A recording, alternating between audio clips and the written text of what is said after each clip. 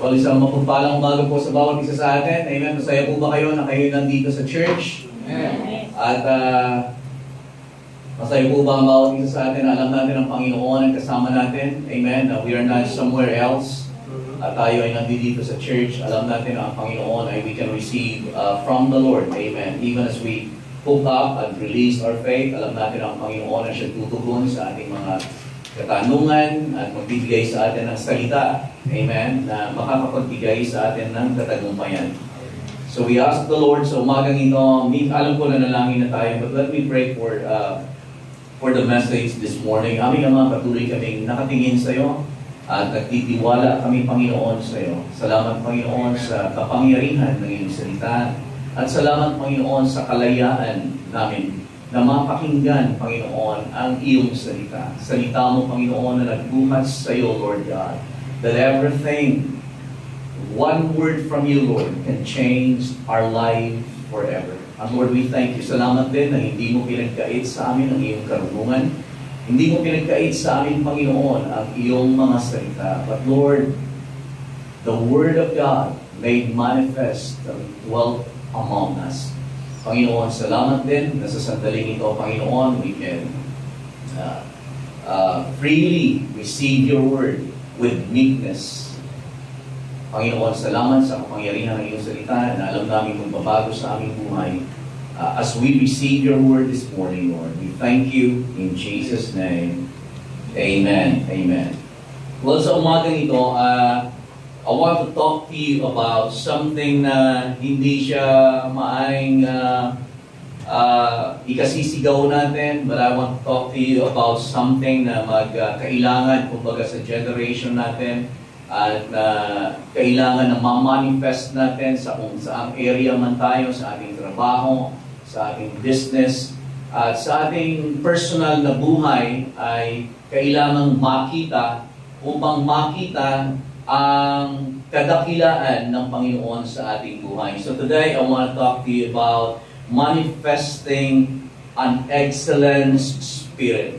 Pagpa-manifest ng tinatawag nating the spirit of excellence. So I believe that excellence is what kailangan natin ito kung saan man tayo naroon, na maging excellent tayo because we have the excellent one living on the inside of us. At bilang mga anak ng Diyos, dapat ay nakikita sa bawat isa sa atin ang katangian, isa sa mga katangian ng ating Diyos na sinasamba, Diyos na sa atin ay tumubos. Amen? Makita sa atin that God is an excellent God. Amen. At tayo bilang mga anak ng Diyos, we are to manifest or display excellence wherever we are. Nais kong basahin in Daniel chapter 6, verses 1 to 3. Daniel chapter 1. And I believe that this is one thing na kailangan nating makita at maging kapahayagan sa atin for us to be able to see. Maaring minsan hinahanap natin kung, Lord, ano ang kulang sa area na ito? Why am I not being promoted? Why am I not being supposed to be where I supposed to be? You know, nagpo-promote dapat tayo kasi yun yung katangian, ang nais ng Panginoon sa bawat isa sa atin ay promotion. Amen? At alam natin ito ayon sa Psalms chapter 75 that promotion doesn't come from the east or the west or the north or south, but promotion comes from the Lord. Alam ko na ang bawat isa sa atin ay nais na ma-promote. Amen? Ibig sabihin lang ng promotion, hindi ibig sabihin na wala naman akong trabaho, pastor, hindi ko kailangan ma-promote. Ang promotion ay yung pag-angat mo kung saang level ka man. Halimbawa, kung ang level mo ngayon ay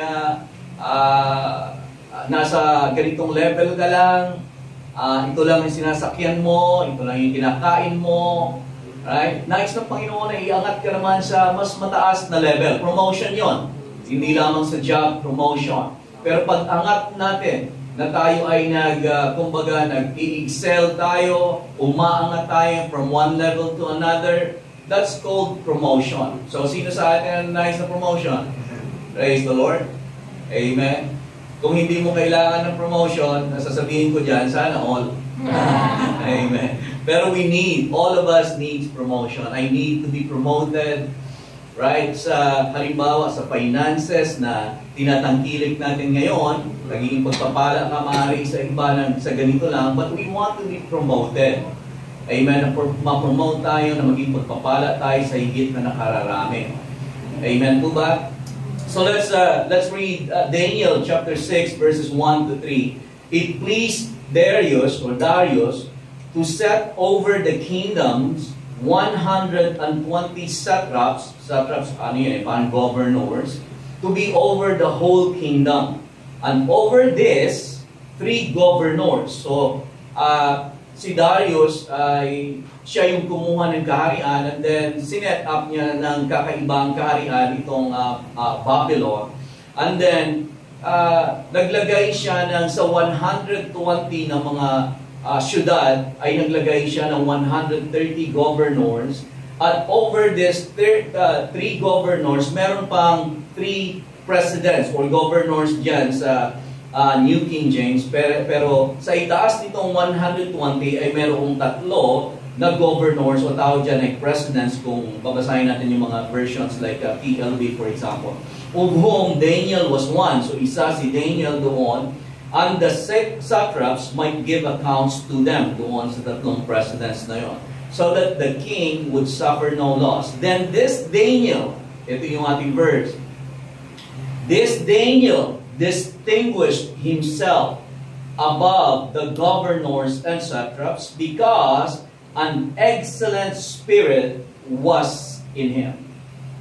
So ang king nag-set up ng 120 governors at sa taas nitong 120 ay merong 3 presidents, isa yun si Daniel. At among doon sa dalawa, Daniel was distinguished. Nakita ng hari na siya ay kakaiba at higit pa siyang itinaas mula doon sa kung nasaan ang 3 na kung saan siya kabilang, tinaas siya ng naging siyang mas mataas pa kaysa doon sa 2 na pinabibilangan niya. Because the spirit of an excellent spirit was in him. Dito makikita natin clearly that he was promoted and distinguished among or above the rest, above the others, because an excellent spirit was upon him. This is a big key for promotion. Hindi lamang ulitin ko, hindi lamang job promotion, kundi promotion o pag-angat sa buhay. Excellence. Psalms chapter 7, 5, 6 to 7, for promotion comes neither from the east or from the west, nor from the south, but God is the judge. He puts down one and sets up another. Ang promotion daw ay hindi nagagaling sa kung saan-saan. Pero makikita natin dito that God is the source of promotion. God is the judge. He puts down one and sets up another. Pero kung yan ay maaaring kung traditional na thinking ang ating pagkaunawa dyan, sasabihin natin na si Lord ang nagsiset up. Kung sino siguro yung maibigan niya, iaangat niya. Pero kung sino yung ayaw niya, ibababa niya. That is not how God works. There is something, naiintindihan po ba ninyo ako? Nasusundan po ba ninyo ako? There is something that siguro gagamitin ko yung word na that attracts God to promote someone. Amen. Merong mga katangian na nakikita ang Diyos na ito yung nagiging dahilan sa pag-angat. Amen. Hindi lang si Lord ay halimbawa sa grupo natin sa ngayon, mag-roll siya ng dice. Pag lumabas yung pangalan mo, yun yung ipopromote. God doesn't do that. God doesn't play dice. Sino nagsabi noon? Albert Einstein. Amen. God is a purposeful God.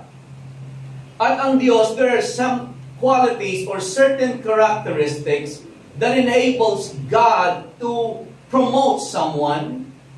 Amen.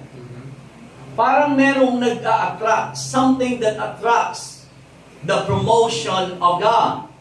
And one of that, and the greatest key is excellence. Now, if we want to be promoted, you have to have this spirit, an excellent spirit. Now, an excellent spirit, italakayin muna natin yun. What is an excellent spirit? Kasi, an excellent spirit, hindi yun siya yung parang spirit, soul, and body, na yung spirit dyan. An excellent spirit, it means, excellence is a state of mind. Ibig sabihin, yung spirit dyan is a mental disposition, an attitude. So, pag sinabi mong, Daniel, an excellent spirit was in him, ibig sabihin, he has this mental disposition, an attitude of being excellent. So excellent siya. Mamaya, tatalakayin din natin kung ano, meron itong mga katangian.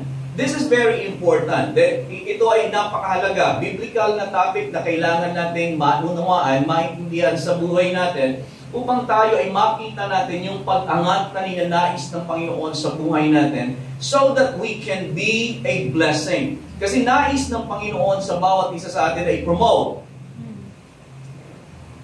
Amen. Bakit kailangan ng Panginoon na may promote tayo? Hindi lamang para ma-experience natin ang higit na kabutihan at favor ni Lord, but God wants you to be more influential. Gusto niyang palawakin yung inyong sphere, yung ating sphere of influence. Kaya kailangan ng Panginoon, nais ng Panginoon na ma-promote tayo kasi gusto niyang palawakin yung influence mo, sphere of influence.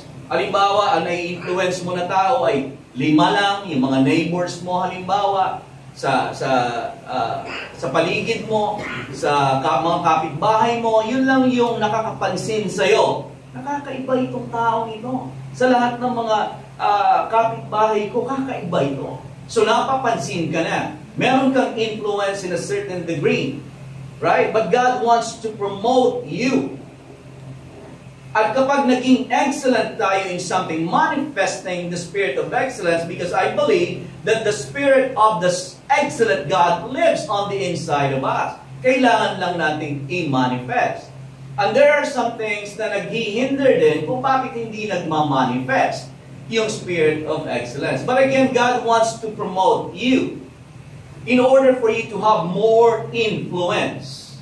At makikita natin dito yung benefits ng influence ng excellence later on. But excellence is a state of mind, a mental disposition, an attitude, a way of approaching the world with a positive attitude and a willingness to do our best. So, ibig sabihin, ano man ang ginagawa natin, right? O babasahin ko na lang yung pangalawa, yung kahulihang sentence. A commitment to do everything with excellence. So, ang ibig sabihin lang, mayroon kang mental attitude or disposition na sa lahat ng ginagawa mo, gusto mo na the best. Amen. So again, I'm getting ahead of myself, but excellence is not the same as perfectionism. Excellence, pag sinabing gusto mong the best, hindi ito perfectionism. God isn't asking you to be a perfectionist. He's asking you to be excellent. Perfectionism will imprison you. Pag halimbawa, masyado kang perfectionist. Gusto mo, bakit ganyan? Dapat ganito yan. Perfectionism, rather, will imprison you. Para kang nakakulong. Kapag halimbawa, may kasama kayo sa work, o boss nyo halimbawa, perfectionist. Right? Para kayo nakakulong, may imprison ka, ika nga. Para bang bawat galaw mo, dinumero. Right? Excellence is not the same as perfectionism. Perfectionism will imprison you. Excellence will promote you. Perfectionism is trying to please people. excellence wants to please God. Amen. Kapag excellent ka sa lahat ng ginagawa mo, yun yung nais mo na ang Panginoon ang mataas, mapapurihan. Kaya mo ginagawa ang mga ginagawa mo dahil gusto mo na ang Diyos ang makita doon sa kung paano mo ginagawa ang ginagawa mo. Nasusundan pa po ba ninyo ako? Well, going doon sa taas tayo. What is the spirit of excellence? It is doing things well done. So well done siya. Ibig sabihin, well done. Hindi siya half done. Pagka meron kang pinagawa sa iyo, halimbawa, gagawin mo well done. Di ba? Sa ating buhay, pag humarap tayo sa Panginoon, anong nais nating marinig mula sa Panginoon? Right? Well done, good and faithful servant. Well done, done well. Right? Sa buhay natin, mga kapatid, yun yung hinihintay natin na marinig mula sa ating Panginoon when we enter into the glory of the Lord. Amen. Nasabihin sa atin ng Panginoon, well done, good and faithful servant. Hindi yung halimbawa, tayo binawian ng buhay. Right? Huminto na sa pagtibok ang ating puso. Ay, punta tayo sa Panginoon. Hindi yung sasabihin ng Panginoon, well, you're done. Hindi, well, you're done. Kundi, well done. Well done. Ay, kailan kayo huling nakarinig ng mga pananalitang ganon? Na meron kayong ginawa sa boss ninyo halimbawa. Right? Na nakarinig kayo, well done. O kaya kahit naman hindi sinabi ng boss nyo, good job. Right?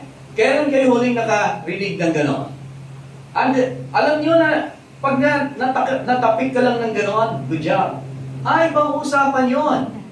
Amen. But how much more kapag sinabi ng Panginoon when you entered into His glorious kingdom? Sa kaharian ng Panginoon, humarap ka sa Kanya when all has been said and done.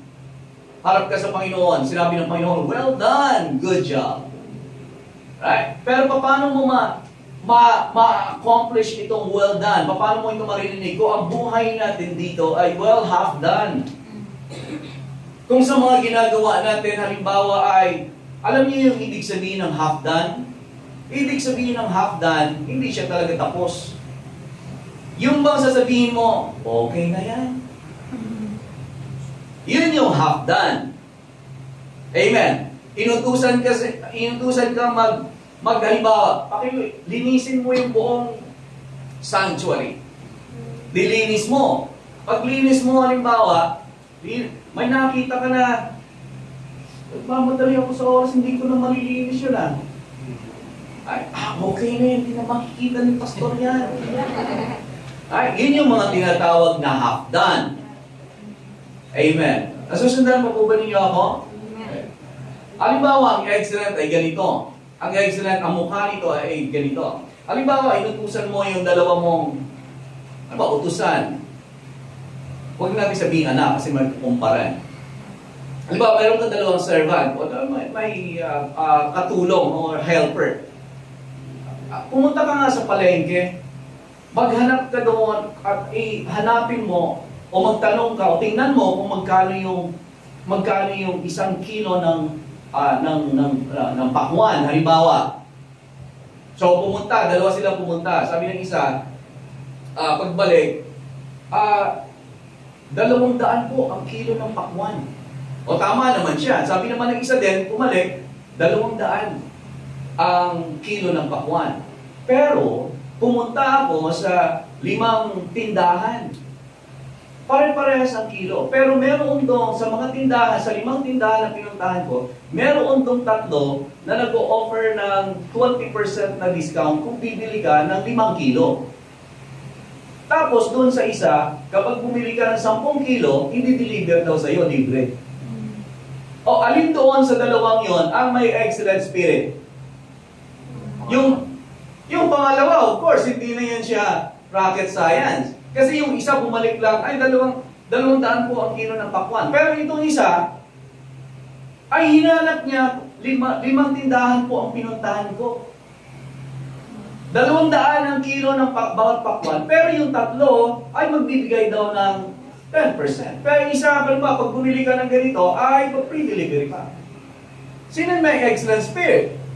Yung pangalawa. Amen. Kasi ginawa niya yung hindi lang sinasabi sa kanya, kundi he went overboard. Above and beyond. Doon sa iniuutos sa kanya. Hindi po ba?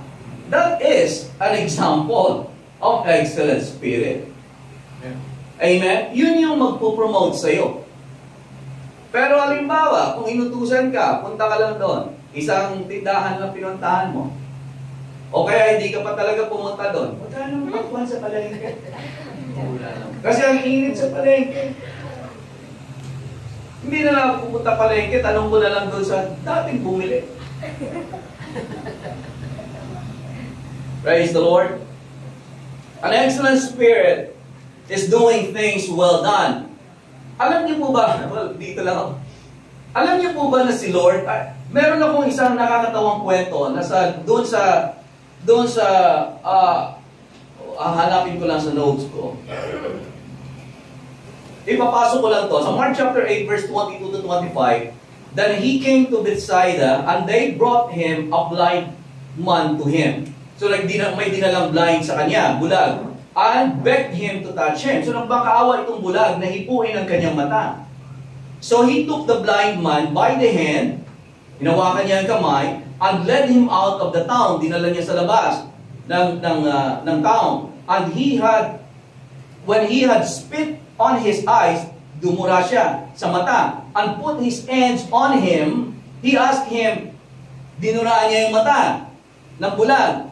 Tapos hinawakan. Nung matapos niya, sabi, nakakakita ka na ba? Sabi ng bulag, and he looked up and said, I see men like trees walking. So sabi ng Panginoon, nakakakita ka na ba? Nakakakita ako ng mga tao, pero parang mga puno lang na naglalakad. O pansin niyo ito, hindi sinabi ni Lord, okay na yan, at least nakakakita ka na, kahit pa paano. Right? Mas maigi na yan kaysa bulag ka, di ba wala ka nakita. Ngayon nakakaalinag ka na. Okay na yan. Ay hindi gano'n ang ginawa ni Lord. Hindi po ba? Anong ginawa ni Lord? Ang sabi niya sa 25, and then he put his hands on his eyes again, and made him look up, and he was restored, and saw everyone clearly. Nakakatawang kwento. Pero kahit ang Panginoong Jesus, there was a time na kailangan niyang ulitin kung anong ginagawa niya. Ewan ko kung anong take ninyo dyan.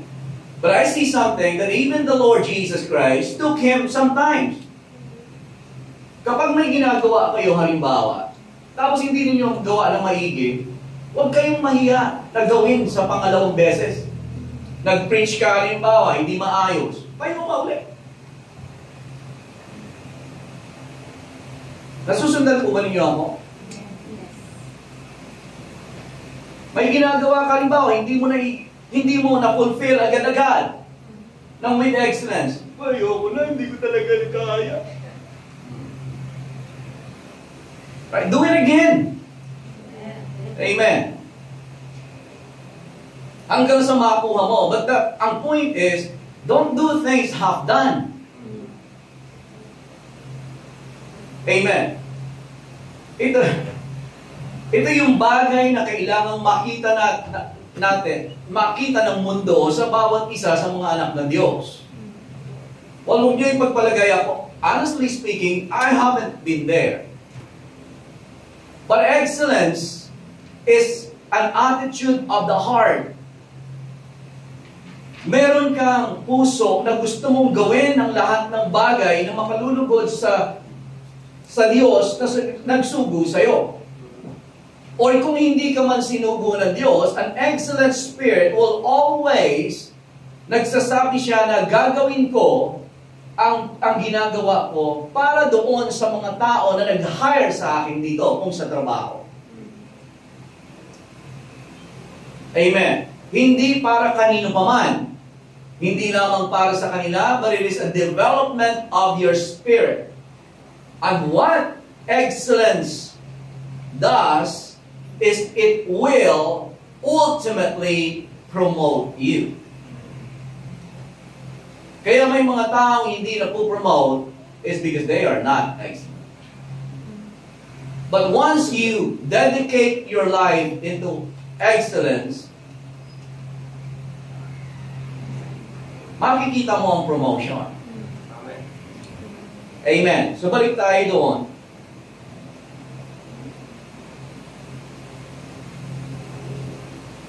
The spirit of excellence,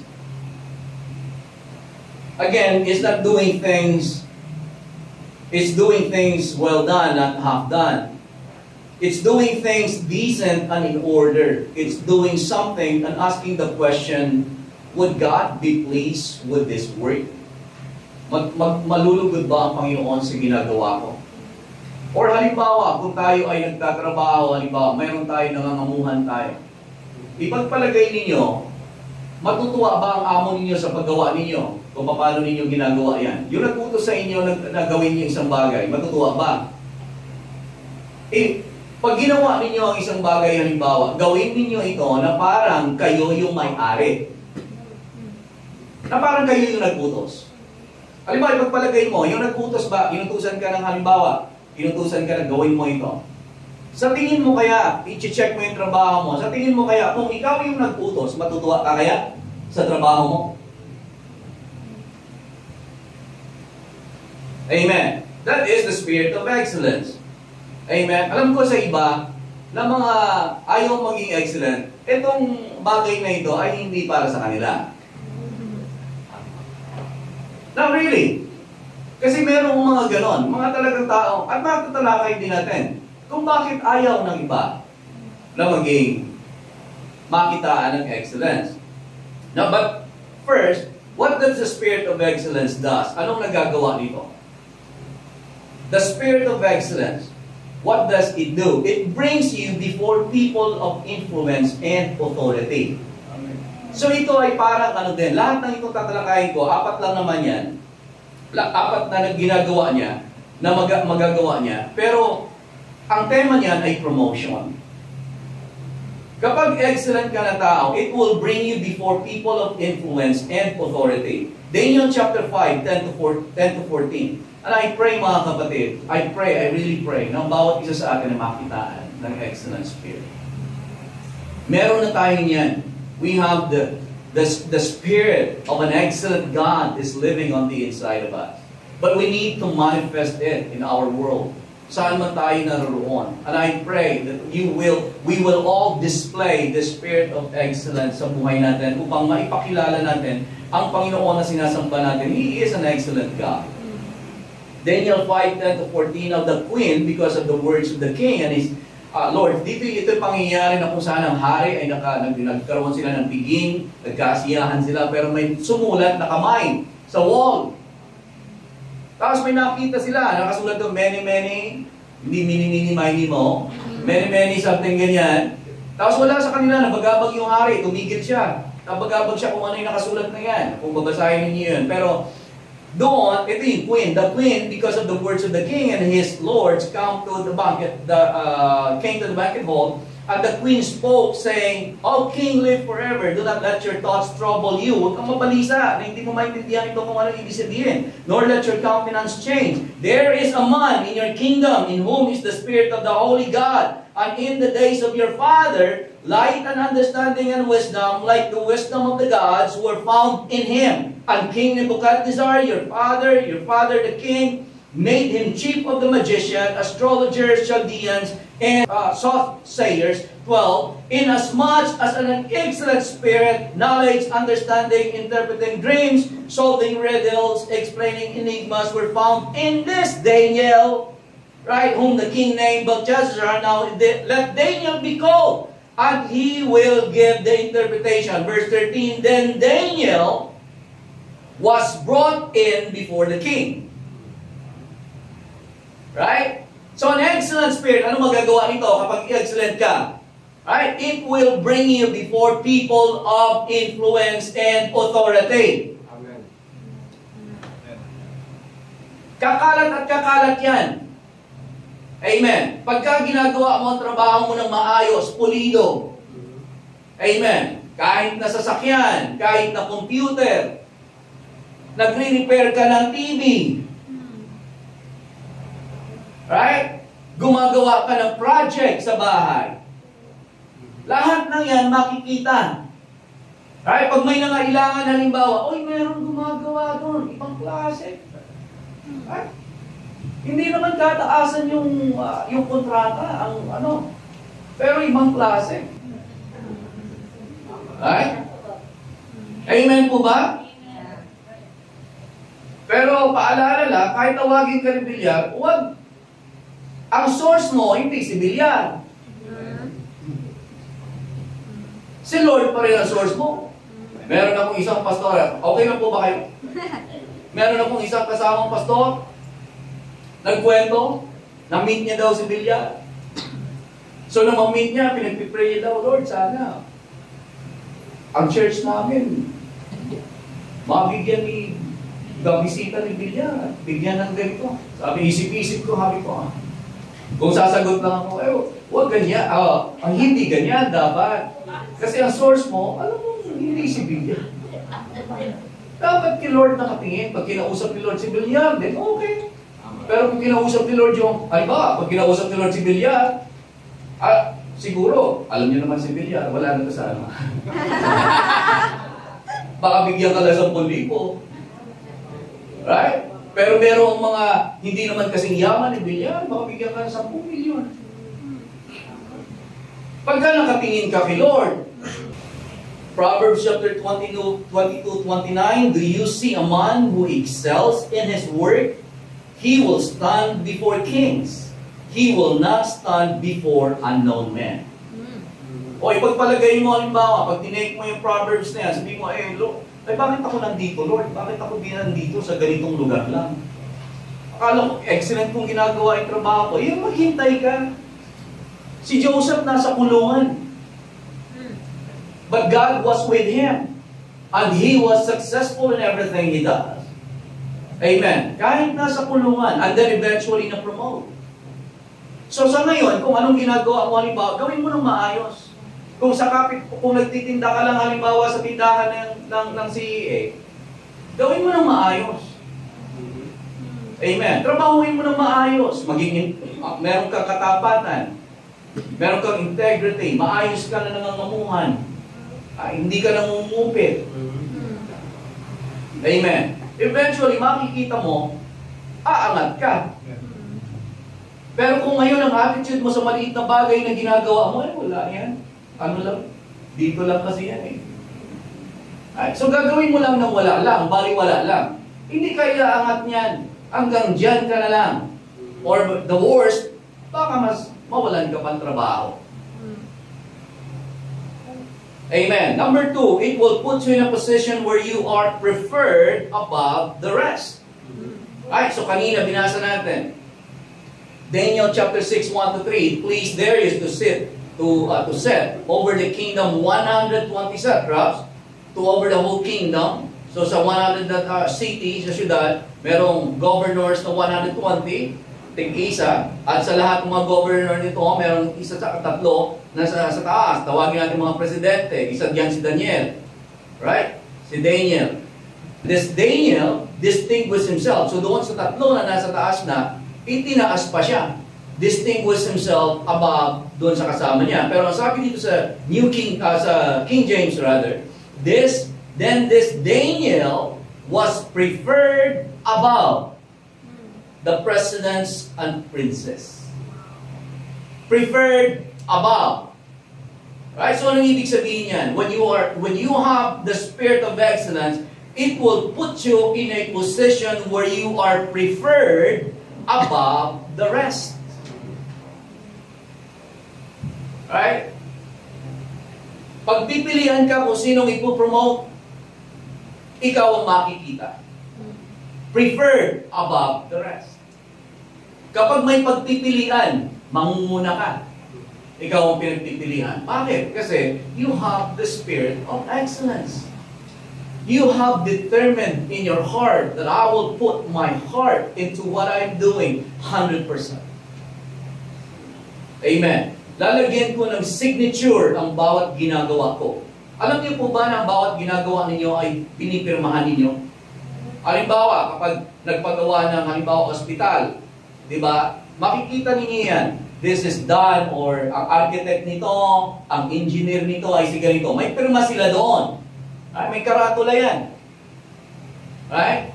Sa bawat ginagawa natin, pinipirmahan natin yan. Hindi mo niyo makikita yung pirma, pero ang ibig kong sabihin, makikita ng tao kung sino ang gumawa. Ang ginawa mo halimbawa, may pirma mo yan. Amen. Ang ginawa mong computer, may pirma mo. Kung paano mo ginawa. Sana ang pirma natin na makita ng tao na asig, anong gumawa niyan? Right? Pulido gumawa yun. Right? Mahusay gumawa yun. Narito pa po ba kayo? Malinis gumawa yun. Magaling magtrabaho yun. Amen. Yun yung dapat na nakikita sa bawat isa sa atin. Hindi lang yung basta-basta. Preferred above the rest. Itong bagay na ito, again, hindi nangyayari ng aksidente. Hindi yan siya aksidente na napupunta tayo sa lugar na kung saan dapat tayo ay nakikilala. Hindi yan accident. Dinadala yan siya ng pagiging excellent sa lahat ng bagay na ginagawa natin. Amen po ba? So number 3, it will cause promotion in your life. So ito na yon. Lahat yan basically is promotion.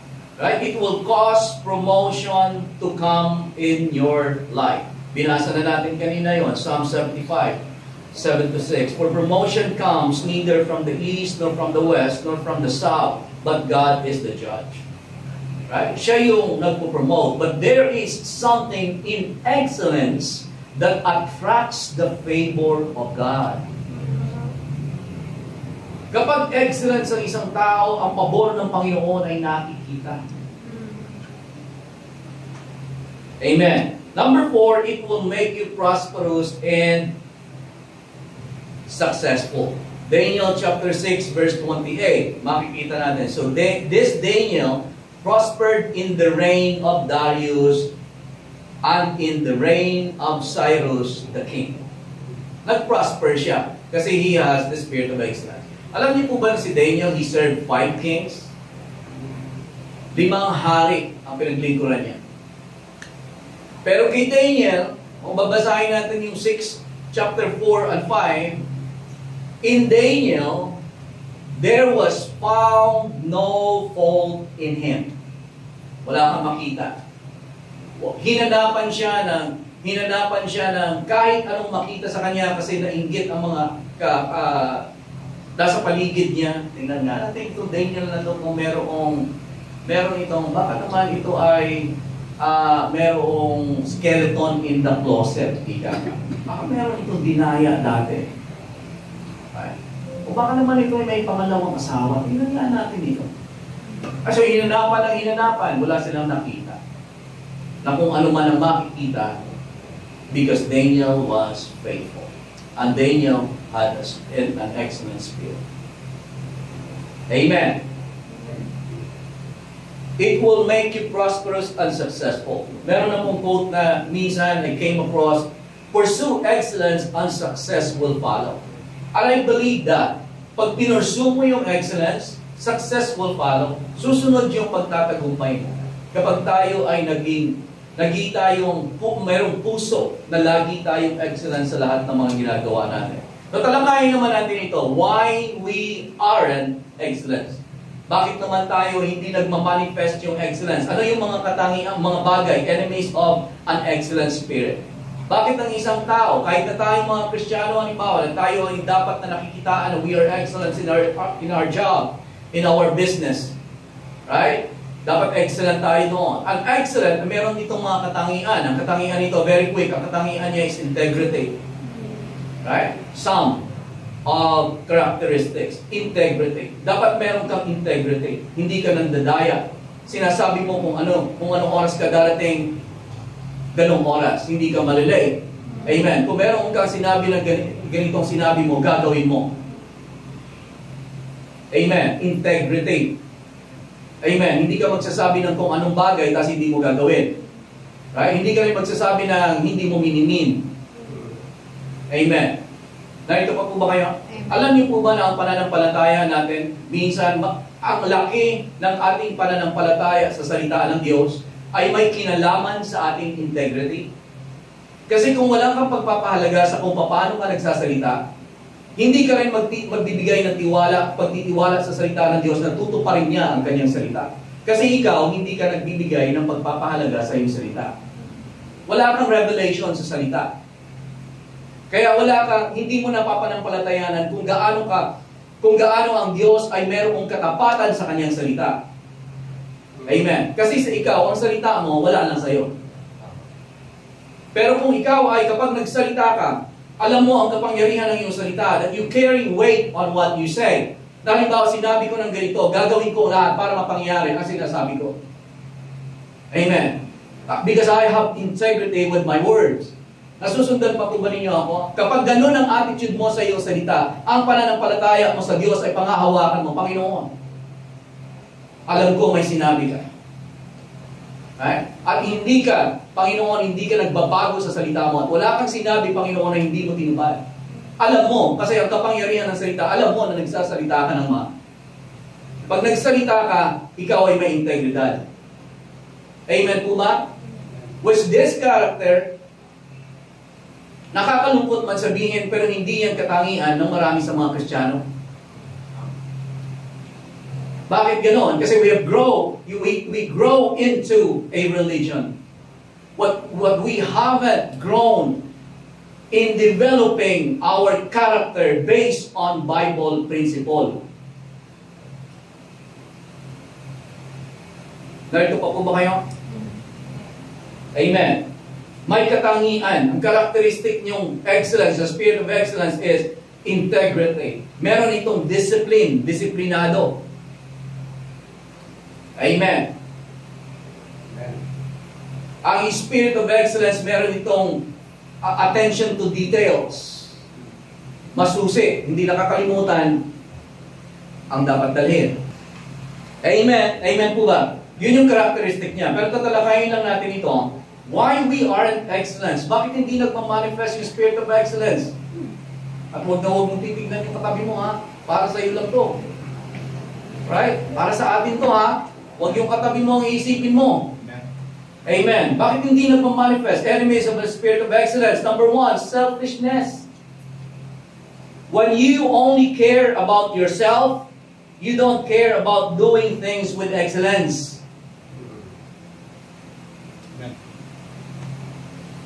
Kapag selfish ka, yung patungkulan sa sarili mo, hindi nila ako binabayaran ng sapat. Meron akong mga kakilalang ganyan sa work dati sa Saudi. Hindi kami nababayaran ng tama. Nung first contract namin sa Saudi. Ganun ang mga ugali ng mga Pilipino. Bayaan mo, liit ng sweldo natin. Bayaan mo mga Sri Lankan dyan, mga Indian. Pero kapag may spirit of excellence ka, it's not about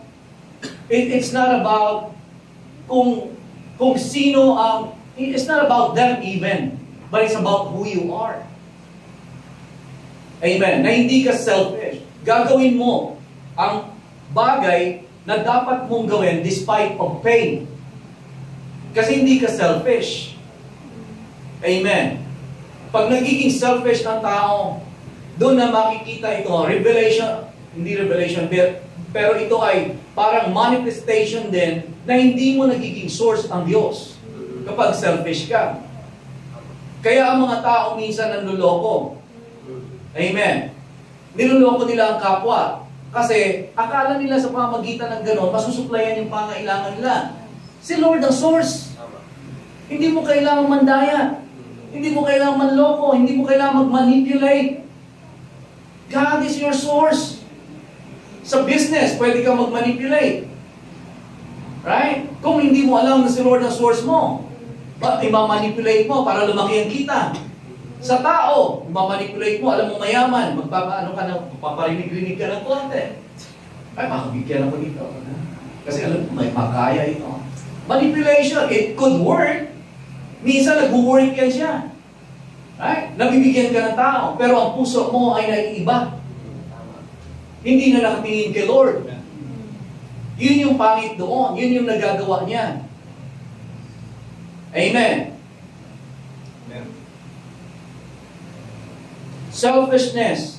If you're not being paid or paid enough, or there's nothing in it for you, wala naman akong mapapala dyan. Anymore. You don't care about doing things with excellence. So selfishness. Number 2, laziness. If you have a spirit of laziness, we lose our spirit of excellence. Katamaran. Right? Pag tamad ka, wala ka nang pakialam doon sa detalye. Wala ka nang pakialam sa preparation. Kaya ano eh. Right? Wala ka nang pakialam sa paghahanda o pag-hone ng skill mo. Kasi tamad ka. Right? Tamad ka na gumawa ng maraming bagay na para sa Panginoon, tinatamad ka. Alam niyo po ba na kapag tinatapat tayo na gumawa ng mga bagay na magaganda, ang gagawin mo ay mga bagay na hindi magaganda. Anong sabi ng salita ng Diyos? An idle hand is a devil's workshop. Right?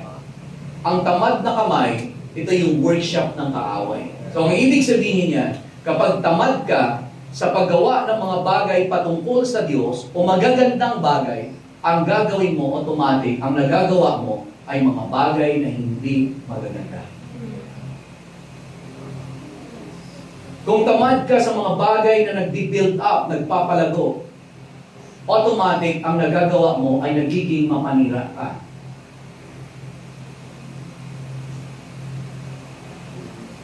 Amen. Selfishness, laziness, and disinterest. Or nawawalan ka ng passion. Nawawalan ka ng interest. Wala ka ng passion. Pag wala kang passion sa ginagawa mo, doon ka na wala ng excellence.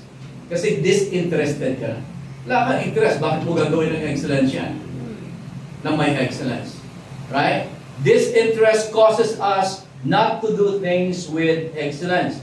If it's a task you aren't passionate about, or you don't want to do, you usually don't want to do it with excellence. Right?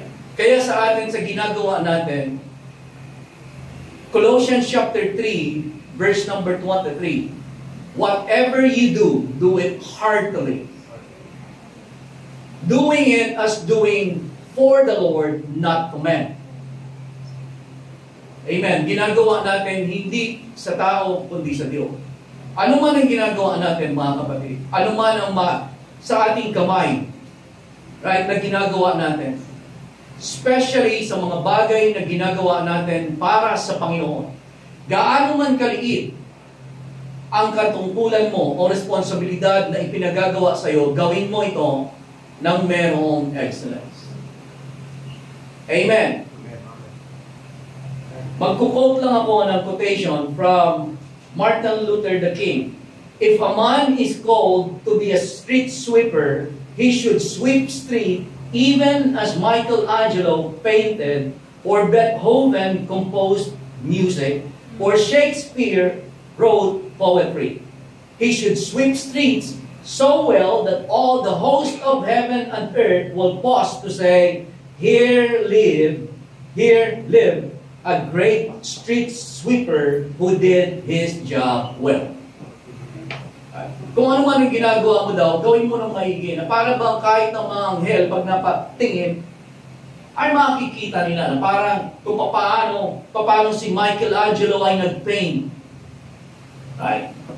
Nang, ano ba pinaint ni Michelangelo? Yung ceiling, Sistine Chapel, na pinaint niya yun. Yun yung painting niya, yung kanyang obra maestra.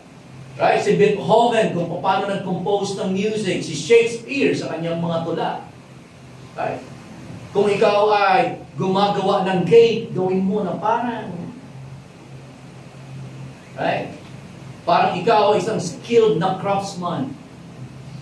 Amen. Kung gumagawa ka ng computer, gawin mo ito ng napakaayos, na mamamangha. Yung nagpagawa sa'yo. Gumagawa ka ng TV, huwag mong dadayain yung mga piyesa, huwag mong kukunin. Pag gumagawa ka ng mga relo, halimbawa, huwag mong kukuhanan ng piyesa. Ngayon, sa totoo lang, matatakot ka magpagawa rin. Ng relo, TV,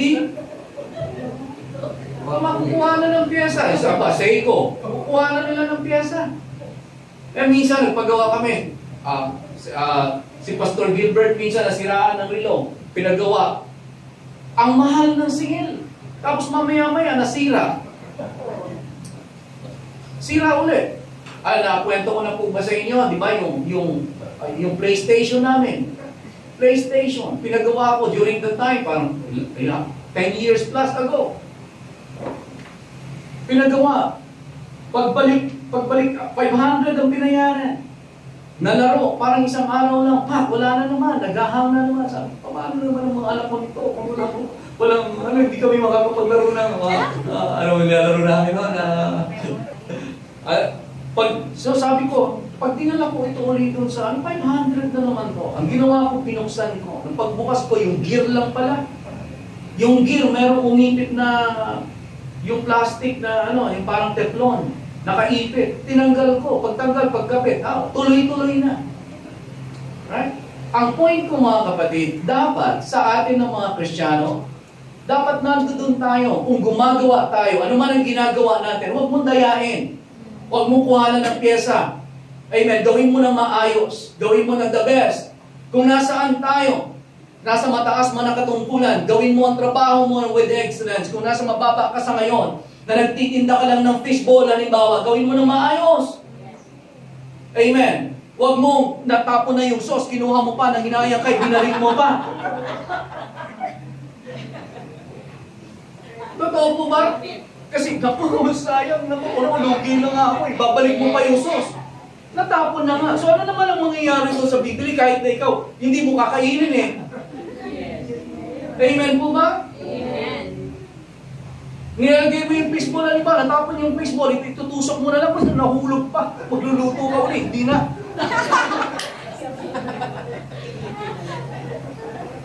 Amen. Sa kung anong ginagawa nating business, alam nyo, kaya ko sinishare sa bawat isa sa atin ito because we all have the spirit of excellence in us. Napapansin natin si Becca, napapansin natin si Sister Grace, Brother Joven, at lahat sa bawat isa sa atin ay see us as an excellent people. Amen. God deserves our excellence. We are already excellent. We have the spirit of an excellent God on the inside of us. But why isn't manifesting?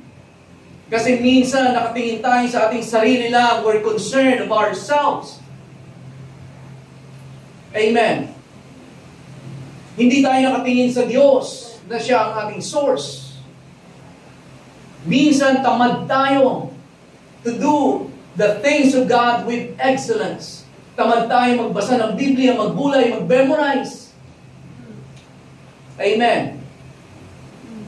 Na gusto lang natin pagpunta natin sa church, tanggap tayo ng tanggap, tanggap tayo ng tanggap. And that's good.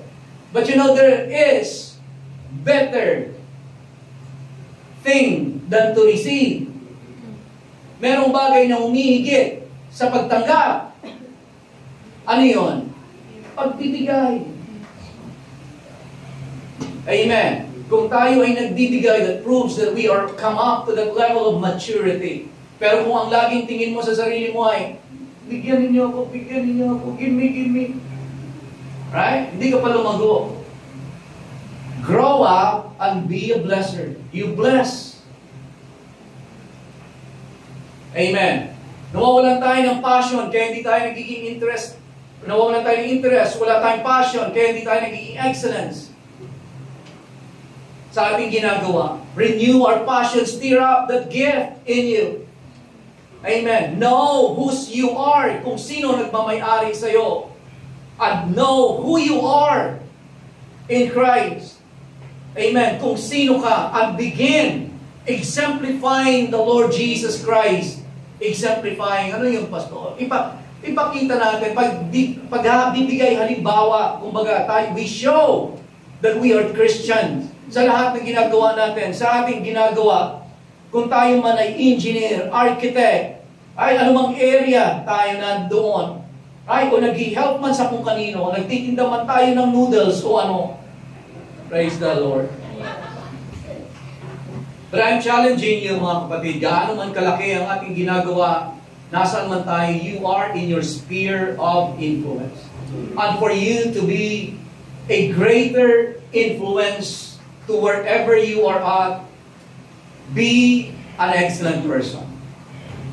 For have that excellent spirit in you. Sa trabaho, kahit sa pag-aaral ninyo, maging excellent kayo. Kasi ang pagiging excellence, ito yung pagpapakita natin kung sino ang ating sinasambang Diyos. Amen?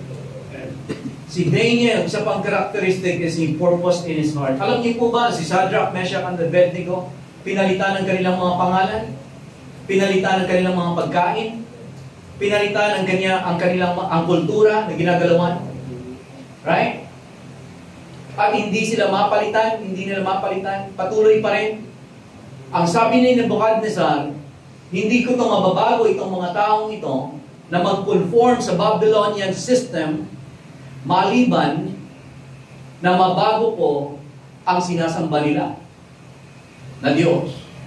Kaya ang ginawa ni Nebuchadnezzar, nagpatayo ng estatwa, at sabi niya, naglagay siya ng decree na ang sino man na hindi sumamba sa Diyos-Diyosan, kapag nakarinig na ng